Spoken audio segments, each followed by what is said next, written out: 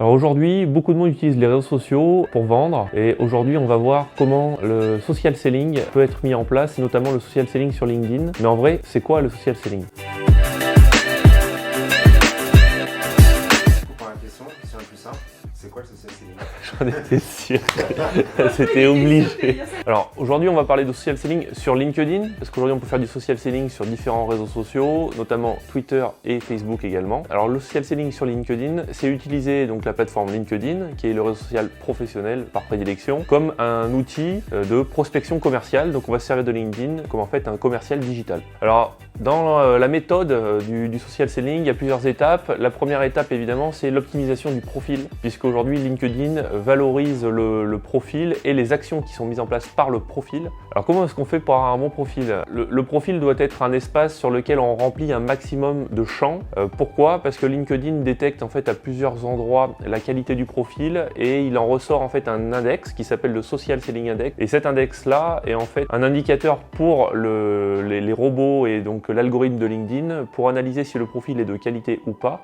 Et donc pour optimiser l'affichage du LinkedIn sur deux espaces, le premier espace c'est dans les champs de résultats lorsqu'on recherche un profil, une personne avec des mots-clés. Par exemple, on recherche quelqu'un qui est spécialiste dans le marketing. Donc pourquoi est-ce qu'il y a certains profils qui ressortent plutôt que d'autres? LinkedIn va afficher les meilleurs profils qui ont le mot marketing indiqué à l'intérieur.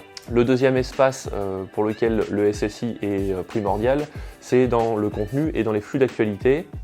Évidemment, un profil qui a un meilleur indicateur va être beaucoup plus valorisé par la machine et donc le contenu qui va pousser ce profil-là va être plus valorisé et va être plus récurrent dans les flux d'actualité des internautes. Le social selling, il a été beaucoup, et évidemment il est encore beaucoup plus utilisé en Amérique du Nord, que déjà LinkedIn est un outil américain, donc voilà, il est sorti là-bas et a eu beaucoup plus d'impact et plus de viralité d'abord en Amérique du Nord. Et il commence, même si aujourd'hui ça reste quand même marginal, à être beaucoup utilisé en Europe et en France, comme cet outil de prospection commerciale, mais ça reste encore dans nos pays un outil finalement peu utilisé. Le process de social selling, il n'est pas compliqué, il est chronophage et il est notamment très chronophage sur la phase de lancement, que voilà, comme on l'a dit au début, il y a la partie optimisation du profil qui prend beaucoup de temps. Ensuite il y a toute la partie qui est la phase et l'étape numéro 2 qui s'appelle le trigger selling, c'est-à-dire l'ajout d'une communauté autour du profil. Ensuite il y a toute la partie autour du contenu qui s'appelle l'insight selling, qui permet de mettre du contenu de manière récurrente dans les flux d'actualité de la communauté, des connexions qu'on peut avoir sur LinkedIn. Et ensuite toute la partie social selling pure, c'est-à-dire cette partie où on commence à envoyer des messages privés aux prospects sur la plateforme et puis sur laquelle évidemment il faut attendre les allers-retours avec les personnes et qui derrière se met en place exactement comme un pipe commercial, c'est-à-dire un message de premier niveau, des relances, des messages d'envoi de liens, de contenu, de pièces jointes, etc. Alors je pense pas qu'on en ait terminé avec un process commercial traditionnel, c'est-à-dire effectivement du phoning, du porte-à-porte, des salons, etc. Ça pour moi c'est pas terminé parce que le social selling c'est un nouvel outil qui vient au service du commercial, mais ça dépend évidemment des secteurs d'activité, la culture de certains métiers qui font que potentiellement non, il faut surtout pas arrêter le process de vente traditionnel. Mais oui, évidemment, le social selling vient en appui sur certains métiers et certains secteurs qui sont très actifs et très présents sur LinkedIn. Et